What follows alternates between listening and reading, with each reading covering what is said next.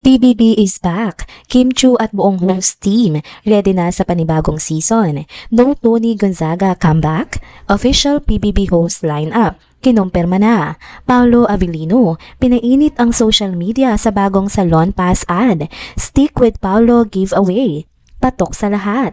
Tara, kwentuhan muli tayo.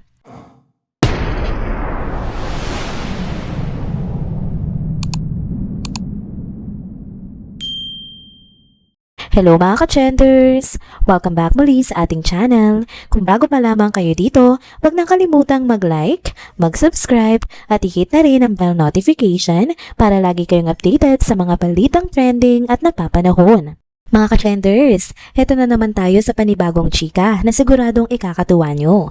Ready na ba kayo? Kasi isa sa mga pinaka-iconic at paborito nating reality show ay magbabalik na. Yan nga yung Pinoy Big Brother Celebrity Collab Edition 2.0. Yes mga ka-trenders, kumpirmado na. Officially back ang pamilya ni Kuya at ngayong October na mismo magsisimula. Kaya as early as now, excited na ang lahat para sa mga bagong housemates, bagong kwento, at syempre bagong kulitan mula sa loob ng bahay ni Kuya. Pero ito na nga ang pinaka-good news. Balik ang buong hosting team na minahal natin noong unang collab edition. Same powerhouse lineup pa rin. Sina Bianca Gonzalez, Robby Domingo, Melay Cantiveros, Kim Chu, Alexa Ilacad, Mavi Legaspi, Enchong D at Gabby Garcia. O diba mga ka-trenders, solid, bagong generation meets PBB veterans. Kaya siguradong mas masaya, mas lively, at mas dynamic na ang bagong season na ito. Perfect combination talaga ng experience, humor, at youthful energy. At syempre, isa sa mga pinaka-inaabangan sa lahat ng yan ay walang iba kundi ang ating Chinita Princess na si Kim Chu.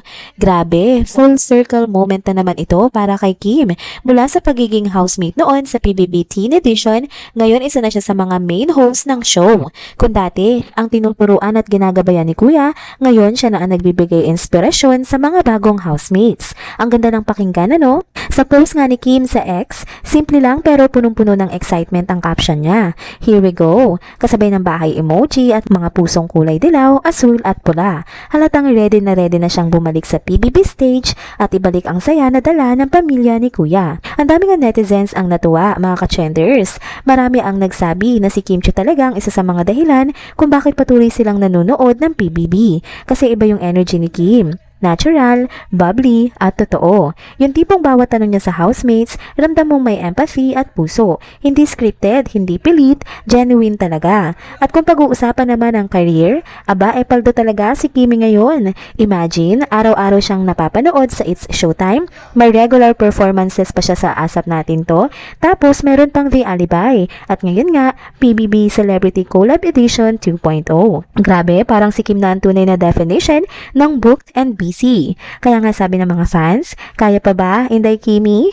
Pero knowing her, alam naman natin kakayanin niya yan. Kasi sanay nga siya sa hustle at laging all out sa lahat ng ginagawa niya.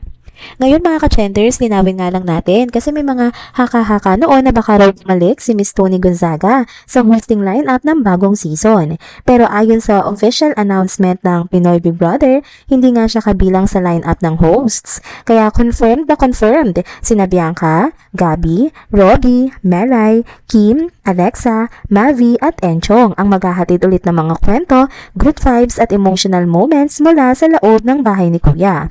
At to be honest mga ka-trenders, ang ganda ng combination na ito. May halong veteran charm, may youthful energy, at syempre may heart. Lalo na si Kimi na parang simbolo na talaga ng PBB. Mula sa pagiging big winner noon hanggang sa pagiging isa sa mga mukha ng programa ngayon. Kaya nga maraming fans ang nagsasabing si Kim Chu nga ang epitome of a big winner. Hindi lang sa show kundi sa totoong buhay din.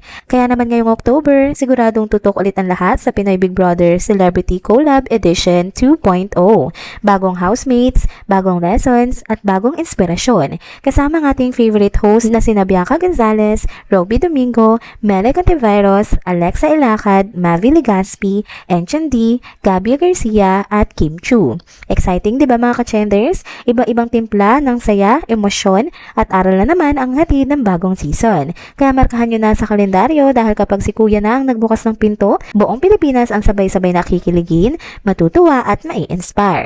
Next topic naman tayo mga ka-trenders. Grabe, nakakatuwa na naman itong balita patungkol sa ating ultimate, pogi at cool guy na si Paolo Avellino. Laging may pa-good vibes si Paolo at ngayon may bago na naman siyang pasabog na kinagigiliwan ng mga netizens online. Ito na nga, may ongoing campaign si Paolo kasama ang Salon Pass Philippines na tinatawag nilang Stick with Paolo Giveaway. Ang saya lang kasi parang literal na sinasabi ni Paolo, stick with me. Simula pa to noong September 5 hanggang ngayon nga October 5, 2025. At ang mga pwedeng manalo mga ka-trenders, hindi basta-basta. Salon Pass hoodie o cap na may pirma mismo ni Paolo Avellino. Ang cool, 'di ba? Kaya ang dami talagang sumali. Madali lang din naman ang pagsali. Kailangan mo lang mag-comment ng photo ng kahit anong Salon Pass medicated patch. Tapos ikwento mo kung paano nakakatulong tong si Salon Pass sa araw-araw mong pagod, stress o trabaho. Syempre gamit mo ang hashtags na Stick with Paolo at Salon Pass Raffle. Tapos i-follow mo lang yung official pages ng Salon Pass Philippines sa Facebook at Instagram. Ganyan lang kasimple. May chance ka nang manalo ng merch na signed by Paolo.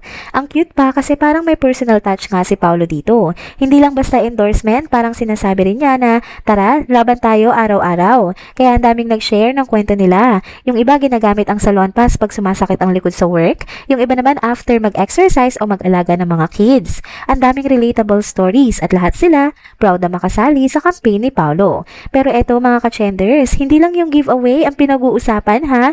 Kasi yung Salon Pass ad ni Paolo, grabe, umabot na sa 75.2 million views. As in viral talaga. Makikita mo doon na si Paolo in full action mode. Astig, cool, confident. Parang action star ang peg pero very natural lang. Ang dami natuwa kasi ang ganda ng concept, modern at syempre nakakaakit talaga yung presence ni Paolo. Ang mga netizens todo react. May mga nagsasabing ibang level talaga itong si Paolo at totoo naman kasi kahit simpleng ad, nagmumukhang pelikula pag siya na ang bida. Yung charm niya kasi, effortless, hindi pilit, hindi scripted, basta natural lang. Kaya naman hindi nakapagtataka kung bakit solid ang engagement at support sa campaign na ito. At syempre mga King-Pao fans, hindi rin nagpahuli. Ang iba sobrang proud kay Paolo at aliw na aliw sa cool and confident vibe niya. May mga nagsasabi nga na parang alibi version ni Paolo. Mysterious pero sobrang charming pa rin. Kaya kahit commercial lang, ayun, trending ulit sa social media. Ang nakakatuwa lang talaga mga ka-trenders, kahit simpleng brand collab, nagiging malaking usapan kapag si Paolo Avellino ang involved. Laging may class, laging may dating, at laging may puso. Hindi lang siya basta endorser para nagiging inspiration din siya sa mga fans na kahit pagod o stress, kaya mo pa rin magpatuloy. Kaya kung isa ka sa mga sumalit sa sali pa sa Stick with Paolo giveaway, good job sa'yo. Malay mo isa ka sa mga maswerteng makakuha ng hoodie o cap na may signature ni Paolo. Ang saya lang no, ginhawa na sa katawan, kilig pa sa puso. Kaya mga ka-trenders, isang paalala lang mula kay Paolo Avellino at Salon Pass, sa bawat pagod, sa bawat laban, huwag kalimutan magpahinga at mag-stick with Salon Pass. And there you go mga ka-trenders, dito na po muna nagtatapos ang ating isa na namang trending video update. Salamat sa inyong pagsubaybay at pagsama sa akin hanggang sa dulo ng video na ito. Pero bago kayo umalis, huwag niyo pong kalimutang mag-like, mag-comment, mag-subscribe at i-hit na rin ang bell notification para lagi kayong updated sa mga balitang trending at napapanahon. Kita-kits po sa susunod na video. Paalam!